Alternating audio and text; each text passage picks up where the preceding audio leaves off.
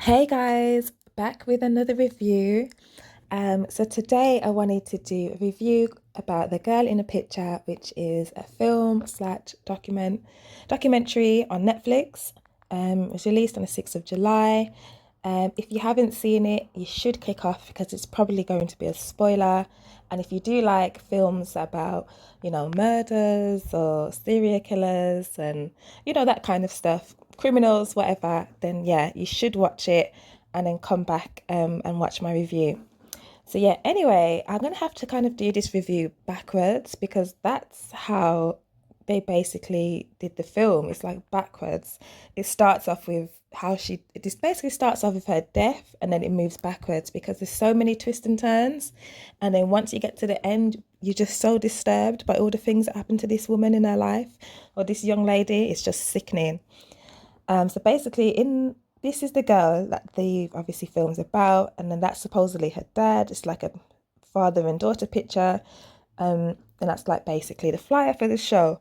So it basically starts off with her death. So basically, we start off while she's in the hospital. She's basically been hit by a car. She's been found on the road, like in the side of the road, with injuries and bruises, and it's alleged or presumed that she was hit by a car and somebody drove off. So of course she was taken to the hospital, and she was there for a while trying to recover from her injuries. I believe she was in and out of a coma or something like that, where it was that bad that she didn't heal and she didn't recover and she did pass away.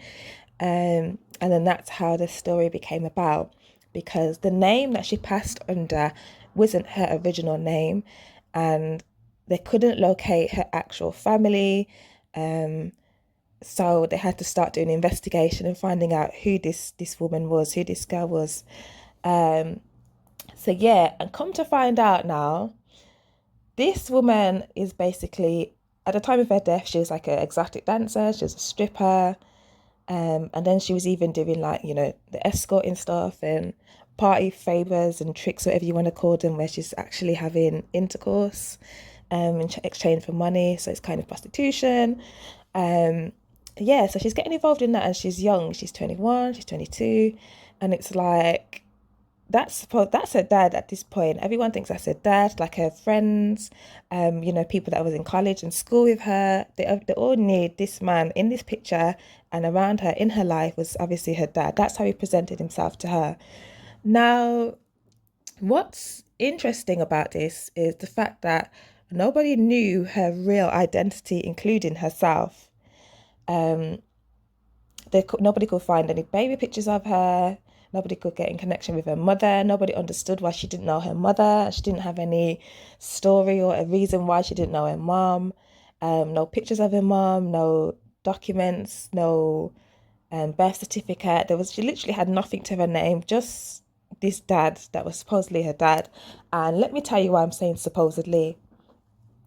Come to find out, so the entire documentary basically reveals that this man in a picture is not her dad.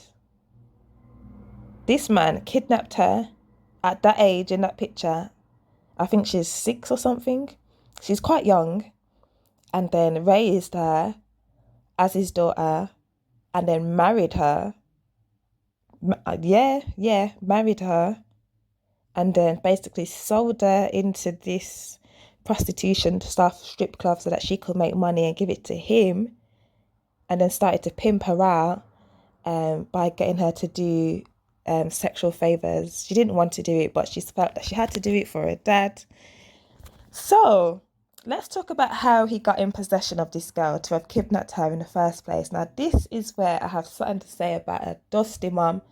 A mum is disgusting. Like, how dare you let this happen to your child? And then you don't do enough to find your child until she's dead. And then you want to talk about how, oh, you didn't know. Let me tell you what her mum done. All right. So her mum must have been married to some guy, a man, I think it was a childhood sweetheart. They had a kid together. I think he went off to the army. So she fell out of love with him. She wanted to divorce him and break up. And so she did. And she found a new man. Sorry. And then she had more children, two more daughters. And then that relationship failed. So then she basically was a single mom with three kids and two baby dads. She claims that she wasn't living well. She was struggling for money. She was having problems. She's going through stress, and difficulties like having a living and providing for these children. She said she went to social services to try and get some help, but they didn't really give her any help. They were like, you were married and do you know what I mean, you've got these dads, why you're not looking to get help from them? Do you know what I mean? Explore all your resources and then come back. I think that's the energy they were giving her. That's what she said. And then she was at church with these three kids and she was just crying in the church. And then she met this guy, the man in the picture, and he was like being really nice to her, talking to her, listening to her about her problems. She told him everything that she's going through, and then he said to her, how about me and you get married, and then I'll help you raise the children and we can all live a better life, and that's what I want to do for you. Basically sweetened her up in church, and she fell for it. I guess she was desperate to be looked after. So this stranger she didn't care that she didn't know him, no background, no information on him. She didn't care about all of that. She just cared about the fact that this man was saying he's going to look after her and her children. This stranger, So she marries him, and then they live in the same house. She moves them all in together, and he's under the same roof, this stranger with her three daughters, young children. Now, the dad of the oldest child, which is this one in the picture, was trying to get custody or trying to arrange to see the child. But basically they were saying, social services were saying he has to take all the children or none of the children or something like that, some madness. I'm thinking, what the hell? But that's basically what they were saying to him, that he can't have custody of one without the other two.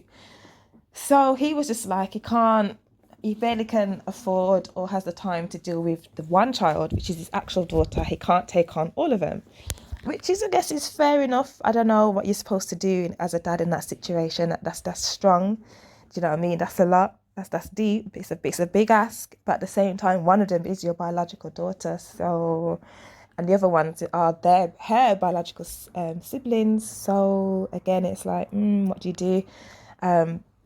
So yeah, he was basically like, no, I can't do that. My current circumstances don't allow for it. I'm gonna have to just see her where I can and figure it out going forward. So basically, social services left the kids in the care of this woman and this man. And that was that. Now, I think it was like a couple of days or a couple of weeks later, the mum basically says that she was paying for stuff at a gas station and she paid with a bad check. So I think they thought she was doing fraud or something, or she was scamming. So they locked her up for 30 days. So she's in jail. Wow, this stranger that she's known for a few weeks is in her yard with her three kids, three daughters. All right. Let that marinate for a second. I cannot.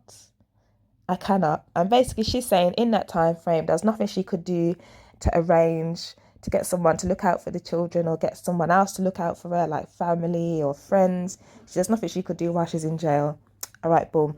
Fast forward 30 days later, she gets out of jail, goes home goes to church, wherever she went, and she only finds the two youngest daughters there. And obviously a man married her husband, this new man here, and the oldest daughter is missing. Nowhere to be found. That's mad. Can you imagine that?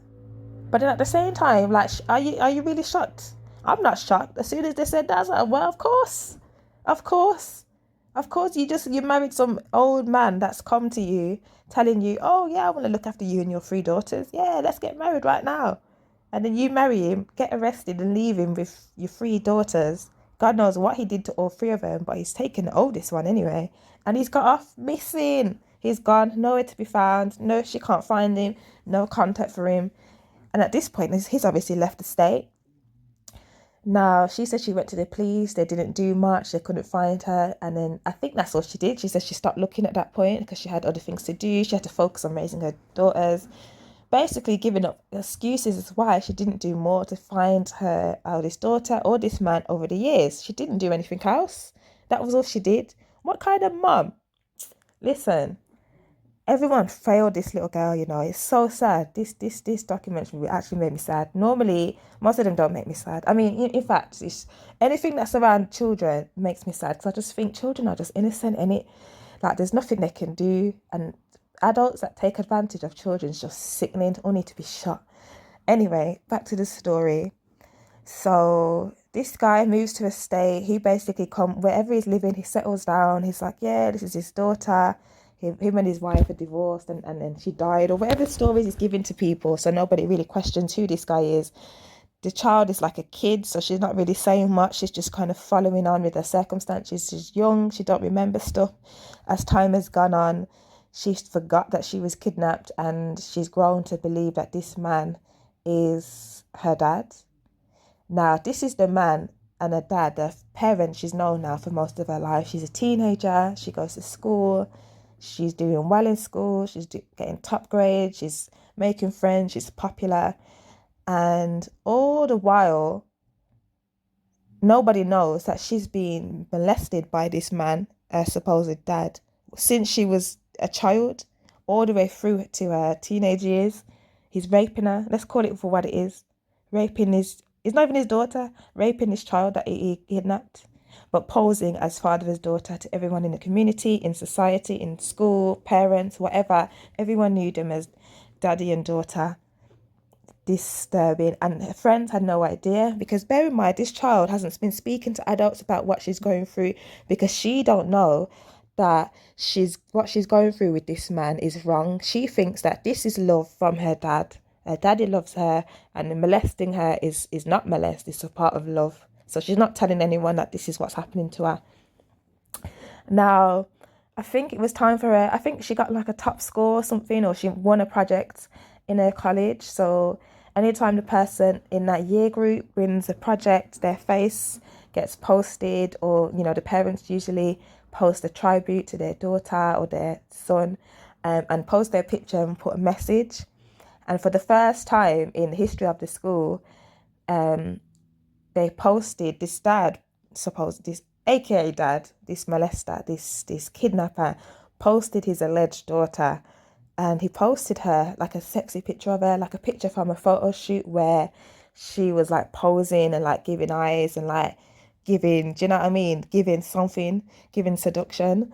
And posted that picture and basically was just like, yeah, well done. I knew she could do it. She's going to be great. So, do you know what I mean? Parents and other students all saw this magazine in the school papers, and they were like, well, this is weird. Why are you posting a sexy or sexual picture of your daughter? And when everyone else posts like baby photos of their kids or family photos, do you know what I mean? Very appropriate photos but for the first time now we've seen a young lady basically sexually in a school paper posted by their dad, tribute by their dad. Sick and twisted. So obviously people are starting to get suspicious.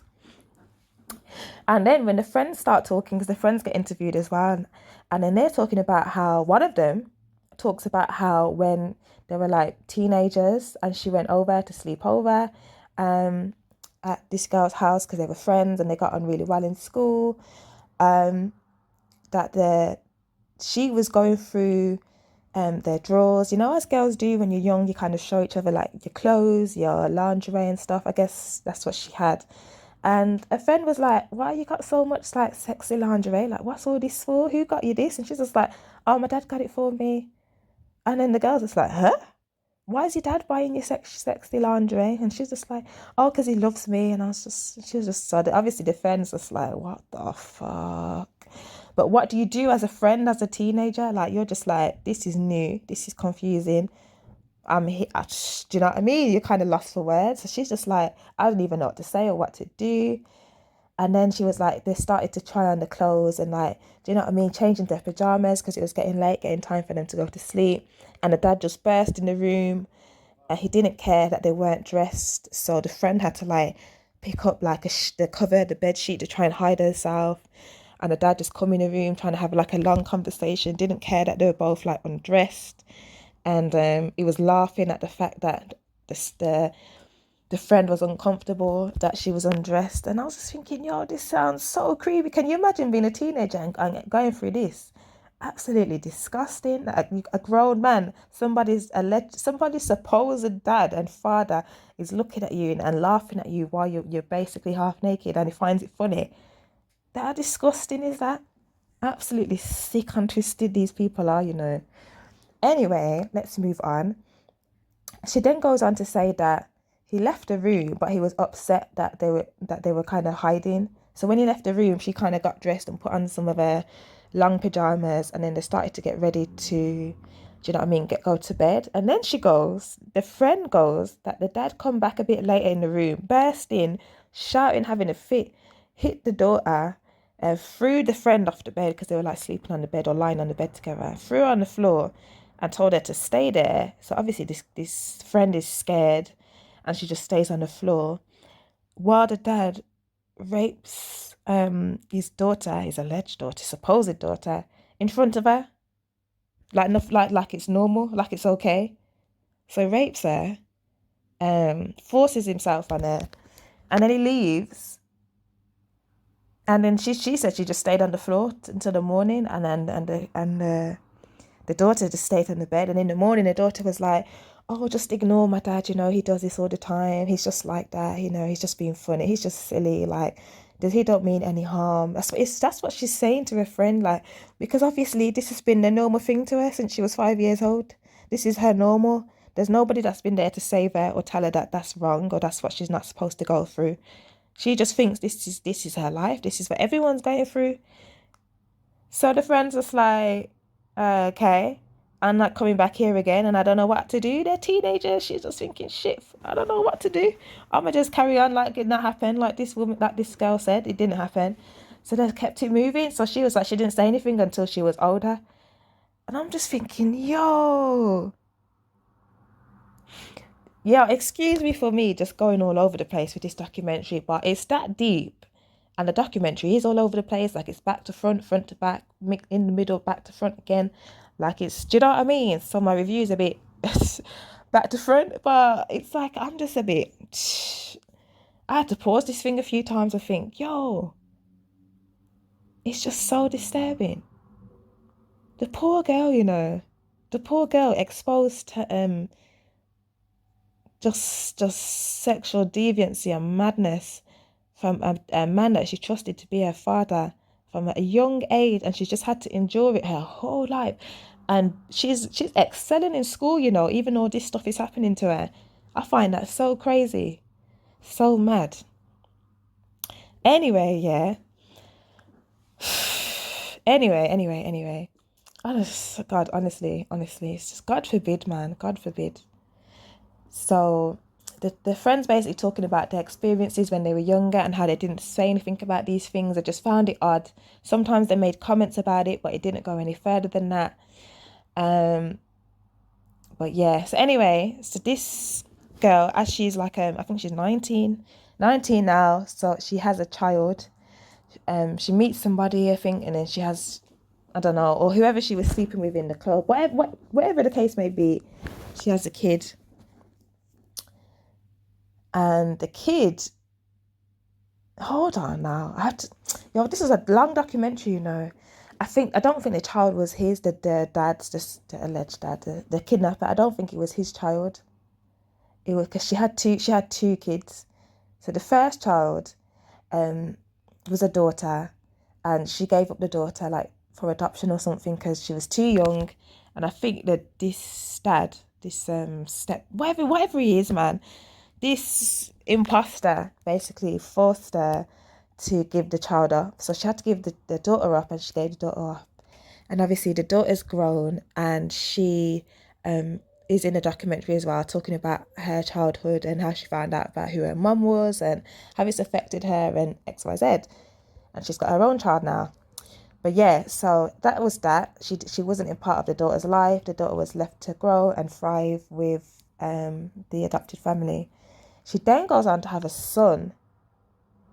Now, I think the son was with him. I think he is the father of the son, but he wasn't close to the son. He didn't really like the son. It was all the friends and people that was around her just saw the son always with the mom, and they were close. Do you know what I mean? And he was attached.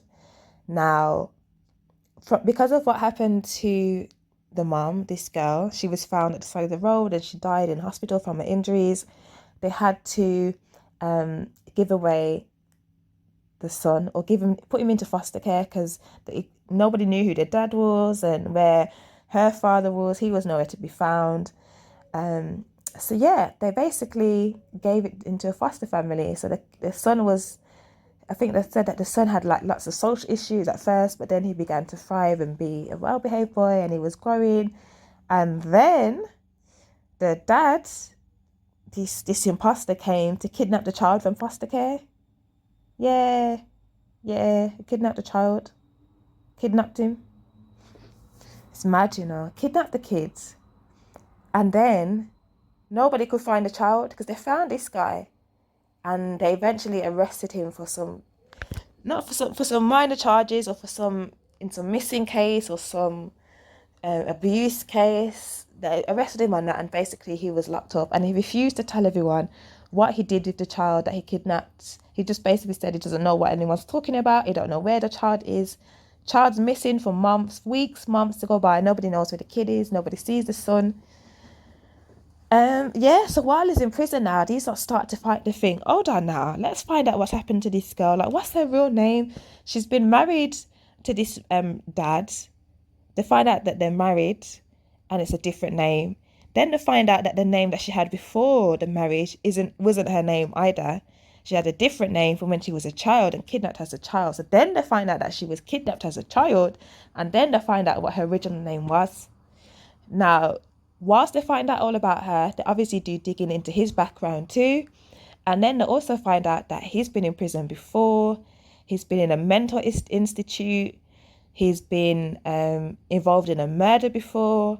He's been involved in multiple rape accusations and child molester. He's kidnapped a child before he did this girl in the picture is kidnapped before. Like a serial offender, like.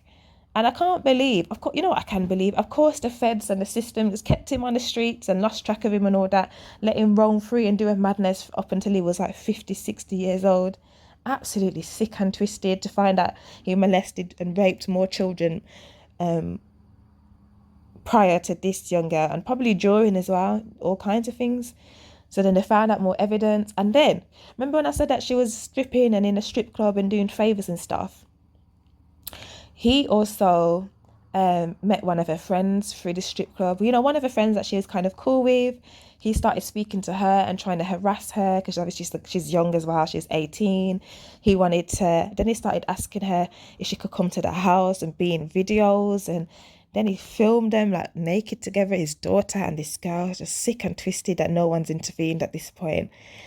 And then that girl goes missing as well. She's nowhere to be found. Nobody knows where she is. Come to find out, he killed her and then buried her, and then they found her body. And then while he's in prison and they're interviewing him and investigating, he eventually admits to killing someone else back in the day, and also killing his daughter, so-called daughter. The son that he kidnapped as well, her son, killed him as well and buried him. Yo, this guy was on absolute, I don't know what he was on, but he was going in. Multiple murders under his belt, multiple child rapes and molestation, multiple kidnappings, multiple attackings of women, and abuse physically, verbally, the works. This was just a disgusting human being. So they eventually charged him for all the charges and her death, and then obviously he spent the rest of his life in jail. But it was too late by then. All the damage was done. All the damage to this girl and her family was done. But I've kind of just skipped through it because I think it's like 2 hours. It's quite a long 2.5 hours, like a really long one. But there was so much to uncover. It was just so disgusting. So when you look at this father and daughter picture that's on the cover, it just makes you so sick that you can, I guess you can see from her face that she kind of just looks like she's just there, innit? She's just there. She's being molested by this man and raped by this man, and then she's taking pictures of him, and it's like, she don't know who this guy is, and then she grows up believing it's her dad, and it's just, her life is just messed up. And it's just so sad. It's so sad to think about all that she went through up until her death, because even before she died, her friends talked about all the bruises and the scars that they saw all over her body. Like, so he'd beat her, rape her, and, punch her up, use her like a punching bag, like all kind of things that he did to this child that he was supposed to be the father of, and kidnapped her. But obviously he didn't kidnap her to raise her and have a daughter. That's obviously not what the intentions were. He kidnapped her so that he could rape her and abuse her for as long as he could, and as long as he could get away with. And he did for a long time, until she was in her early 20s, until he killed her, until he eventually killed her. And do you know what I mean? The failings of everyone, but the worst one for me is the mom. The worst one. Listen, I don't care about how stressed you are when you have children and how difficult you're finding it. That don't give you an excuse to put your children in danger and let random men stay with your children and touch your children and do all that kind of madness to your young children. There's no excuse for it. I don't know. I don't care how tired you are, how stressed you are. Do you know what I mean? Even if you're going through postpartum depression, that does not give you an excuse to put your children in danger. Do you know what I mean? You need to do something about that. If you don't want the kids, where's your family? Why couldn't you have given the children to your mom? I think she said she didn't have a relationship with her mom. Or, do you know what I mean? An extended family member, or put them into adoptive, get them adopted. Like, why are you just giving them away to men and a random man that you live that you meet in the church, that you start chatting to in a church, a man that's clearly been observing you come in with your young daughters crying every day? So of course he's going to come up and be like, oh, I'll marry you and I'll look after your daughters. Yeah, what the hell? That's like obvious predator vibes, obvious molester, child molester vibes. If a man meets you and he's turned on by the fact that you have 3 young daughters and he wants to marry you immediately, don't care not about nothing else that you got going on, don't care nothing about the dads or why there's 2 dads, and don't care nothing about nothing, just wants to marry you and move in with you and your daughters, red fucking flag. Are you crazy? You're sick and twisted. And she had no good excuse as to why she stopped looking. She's just like, she had a lot going on, basically, is what she's saying. She was busy. She had no excuse, and she didn't even have no remorse. No remorse. Your oldest daughter, this is the life that she had until she died. A life of rape and abuse and torment until she died. From 5, or however she was, 4 or 5, to 23, I think she was. Sick, man. Sick and twisted. Honestly, this is one of my longest reviews, I think, but I just had to just express the disgust that I experienced while watching this. So disgusting. Obviously, we know these things happen, but then to find them out in so much detail is just sick, man. And there's a lot more that goes on that you'll have to find out when you watch it, but I just don't understand. Like, obviously you can never understand why these humans and these men do these things like that. It can never be justified and explained away. But one thing that obviously stands out, the fact that he was confined to a mental institute and then he got out. Why did he get out? Why would he get out? And of course he's not telling none of these women that he meets that he's a psycho and he's crazy and he's got mental issues and he's got abuse issues and he likes to molest children. He obviously not telling anyone that. And God forbid these people do any digging and investigating. It's like, oh, a man wants me and me and my daughters, yay. Like, are you serious? You like need to get a hold of yourselves. Guys, I'm gonna have to end it here. And I don't know if I'm gonna recommend you guys to watch this one or rate this one out of 10, because it's hard. It's hard to rate something so disturbing and disgusting. In terms of how it was produced, maybe I'd give it a 7. Do you know what I mean? Like, it was put together well, even though it was a bit back to front. Do you know what I mean? If you're interested in finding out these kind of things and looking into criminals and what they do, then yeah, it's definitely worth the watch. But it's disturbing, so that's definitely a warning, I would say, for that. It's very disturbing. It's very disturbing and triggering, definitely triggering, especially if you're someone that's gone through things, or if you find these things like hard to watch, then it's definitely going to be triggering to you. But yeah, guys, I'm going to leave it here. And that's my review for today. So don't forget to like, subscribe, and share. And I'll see you guys later.